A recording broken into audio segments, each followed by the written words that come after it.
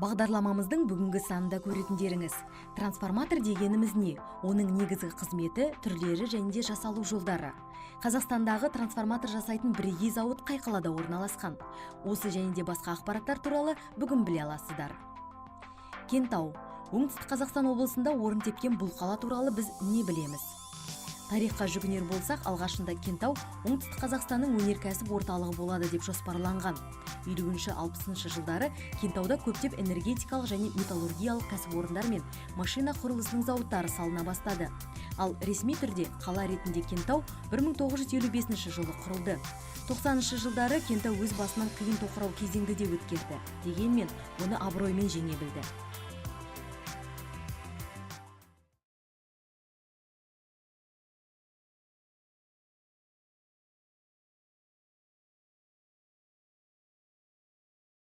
Кентау трансформатор зауыты.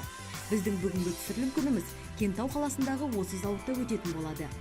Ал зауыт тарихы мен жұмысына үңілмес бұрын ең алдымен трансформатор дегеніміз не деген сұраққа жауап тауып көрелік. Трансформатор деген сөз латын тілінің трансформо деген сөзінен шыққан, аударғанда түрлендіру деген мағынаны білдіреді. Ал жалпы трансформатордың өзі кернеулі айнымалы тоқтың жиілігін өзгертпей, басқа кернеулі айнымалы тоққа түрлендіретін статикалық электромагниттік құрылғы. Бұл құралды 1878 жылы орыс ғалымы Яблочков ойлап тапса, кейін 4 жылдан кейін оны Усагин жетілдірген болатын. Қарапайым трансформатор ферромагнитті өзекшеге кигізілген өткізгіштердің екі жақты орамдарынан тұрады. Бірінші ретті орам қоректендіруші кернеу көзіне, ал екінші ретті орам тұтынушыларға қосылған. Олардың сәйкес орамдарының саны N1 және N2-ге тең. Осылайша трансформатордың жұмыс істеу принципі электромагниттік индукция құбылысына негізделген. Бұл Кентау трансформатор зауытының дәнекерлеу цехы. Мұнда осы алпауыт зауытта жасалатын құрылғылардың барлығы дерлік алғашқы өмірге келу кезеңдерінен өтеді. Цехте барлығы 200-ге жуық жұмысшы еңбек етеді. Цех атауының өзі айтып тұрғандай, мұндағы негізгі жұмыс дәнекерлеу болып табылады. Трансформатор дайындаудың бірінші кезеңінде оның 4 бұрышты, 4 қабырғадан тұратын металл қаңқасы жасалынады. Олар белгілі тәртіппен арнайы пішінге сәйкес кесіледі, кейіннен дәнекерленеді. Сондай-ақ мұнда арнайы тетіктері мен тесіктері жасалынған трансформатордың қақпасы да дайындалады.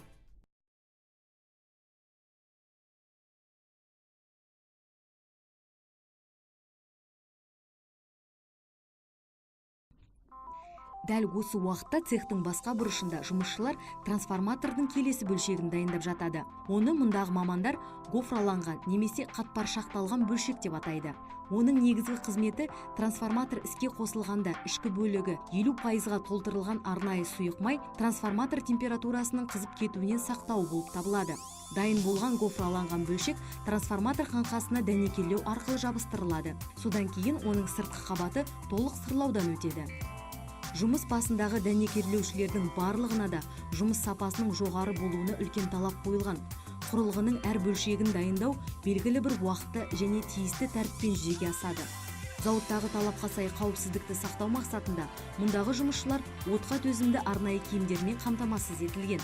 Сондықтан зергерлік ұқыптылықты қажет ететін дәнекерлеу жұмысын өз ісінің мамандары атқарады, дейді цех басшылығы.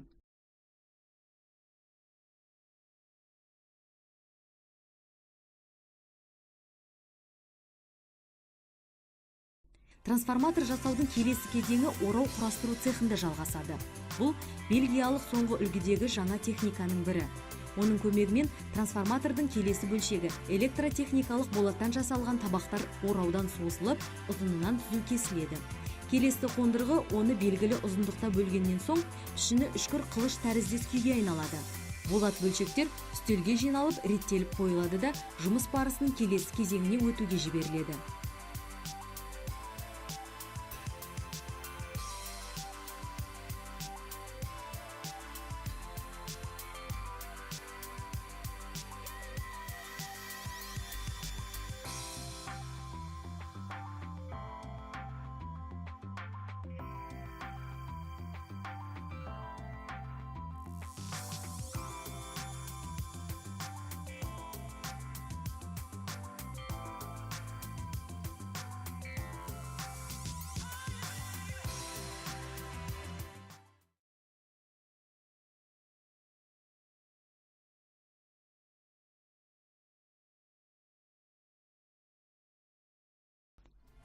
Бұл сым шығару цехы.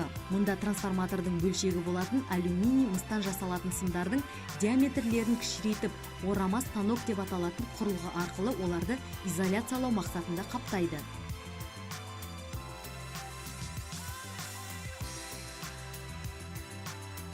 Оқшауланған сымдар орау құрастыру цехына әкелінеді.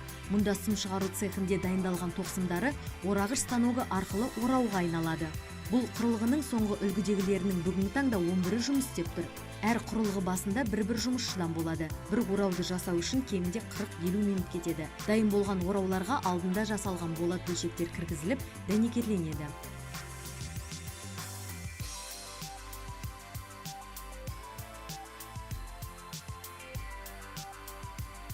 Бір-біріне жалғанған, жабыстырылған, дәнекерленген бөлшектер арасында қалып қою мүмкін ылғалдылықты жою мақсатында бұйым, не басқа сөзбен айтқанда белсенді бөлік, Цельсий бойынша температурасы 105-110 градусты құрайтын пеште қыздырылады.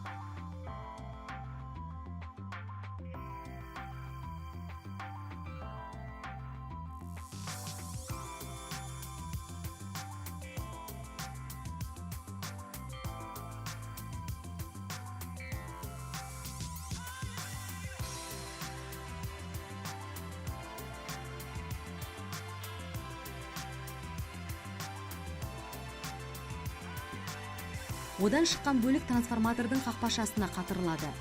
Бір-біріне қосылған бөлшектер алдында дайындалып қойылған трансформатор қаңқасына кіргізіліп орнатылады.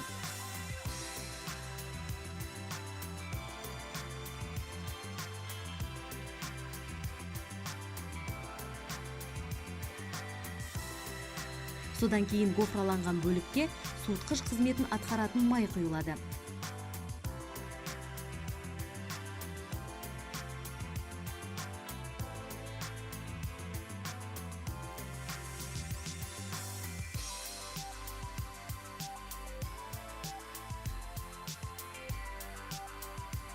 Құрастырылып дайындалған бұл трансформатордың жарамдылық мерзімі шамамен 25 жылды құрайды.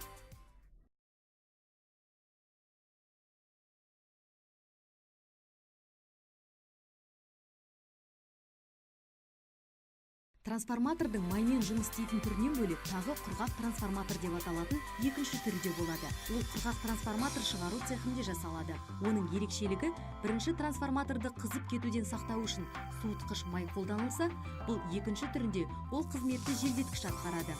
Алдыңғы кезеңдердегідей дайындалған белсенді бөлік арнайы қалыпқа салынады. Оның үстінен арнайы шайыр құйылады. Ол толтырылған қалып шайыр құю пешіне енгізіліп, жоғары температурада қыздырылады. Дайын болған бөлшек құрғақ трансформатор қаңқасына орнатылады. Осы кезеңде трансформатордың бұл түрін дайын деуге болады. Негізінен құрғақ трансформаторлар кәсіпорындар ғимараттарының ішінде орналастырылады. Оның жарамдылық мерзімі алдыңғысынан жоғары, яғни 30-35 жылды құрайды. Зауыттың бөлек ғимаратында орналасқан келесі цехы кернеулігі 35-тен 110 киловаттқа дейінгі трансформатор шығару цехы деп аталады. Трансформаторлардың шағын көлемді түрлері негізінен дүкендер не жанар-жағармай құю бекеттерінде орнатылатын болса, осы цехте құрастырылатындары зауыт, гидроэлектростансалар мен фабрикалар сынды үлкен кәсіпорындарда қолданысқа ие. Бүгінгі таңда бұл цехте жасалатын трансформатор кернеулігінің ең жоғарғысы 110 киловатты құрайды. Оның салмағы шамамен 50 тонна болады. Орташа бағасы 80 миллион теңге.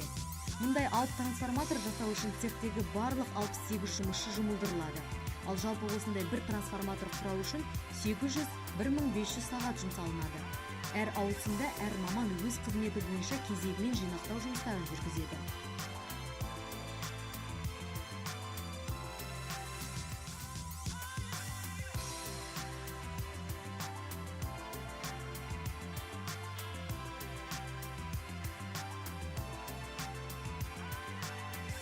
Бұл цехта кенеулігі 110 болатын үлкен трансформаторлар шығады.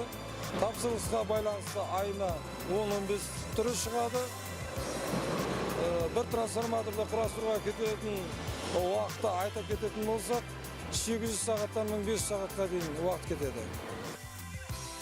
Зауыт шығаратын өнімдері халықаралық сапа менеджмент жүйесінің талаптарына сай болу себебінен ISO 9001 сертификатының иесі болып табылады. Мұнда трансформатордан бөлек 400 өнім түрлері шығарылады. Оларға трансформаторларды қосқанда өнімдердің шамамен 30-40% Ресей, Украина, Қырғызстан, Тәжікстан, Өзбекстан, Ауғанстан елдеріне экспортталса, қалған 60-70% өз еліміз Қазақстанның кәсіпорындарына қызмет етеді. Бұл мемлекеттің ішкі нарығын өзіміздің өніммен қамтамасыз етудің бірден-бір үлгісі болып табылады. Қазақстан бойынша тек осы зауытта өндірілетін өнімдердің сапасы мен жасалу технологиялары одан әрі жақсарып, заманға сай әлі талай түрлендіріледі, дейді зауыт басшылығы. Ал біз өз кезегімізде сенім абыройын жарты ғасырдан астам уақыт бойы сөз емес таза іспен дәлелдеп келе жатқан зауыт жұмысына тек сәттілік тілейміз.